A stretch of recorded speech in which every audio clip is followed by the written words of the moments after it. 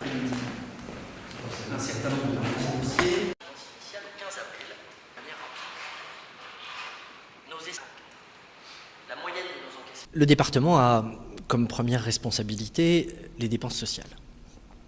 Ces dépenses sociales, malgré tous les efforts qu'on fait pour faire en sorte de limiter leur progression, elles progressent plus vite que l'inflation. Les dotations de l'État ont été gelées et on a fait des efforts en termes de gestion budgétaire extrêmement importants puisque c'est la première fois depuis 40 ans que le budget départemental voté pour 2013 sera moins élevé que celui de l'année précédente.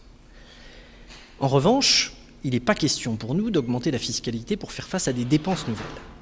Mais on a une mauvaise nouvelle en ce qui concerne les produits liés au marché de l'immobilier. Ça n'a échappé à personne. Le marché de l'immobilier n'est pas en grande forme et on s'attend à perdre 2 millions d'euros au titre des recettes immobilières, de plus que les 6 millions d'euros qu'on a déjà prévus et financés dans le cadre de notre budget primitif.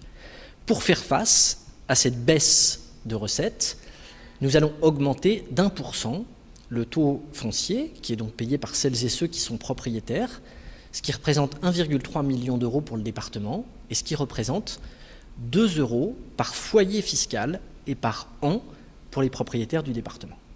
Pour vous, c'était incontournable de faire ce choix face à cette situation? C'était incontournable pour une raison simple, c'est que l'État ne nous compense pas ce qu'il nous doit au titre des dépenses de solidarité. Ça n'a d'ailleurs pas commencé l'année dernière. Qu'on a déjà fait pour plus de 20 millions d'euros de diminution de dépenses en allant partout où c'était possible dégager des marges de manœuvre, que notre département est le 99e de France en dépenses de fonctionnement par habitant, donc on est déjà ceux qui serrent le plus les boulons, et qu'à un moment, même si ce n'est pas de gaieté de cœur, cette augmentation de 1%, elle est incontournable. J'ajoute que la pression fiscale qui est liée à la taxe foncière dans le département, malgré cette hausse, fait qu'on restera dans la deuxième moitié des départements, puisqu'on est aujourd'hui aux alentours de la 53e place en taux de fiscalité par habitant.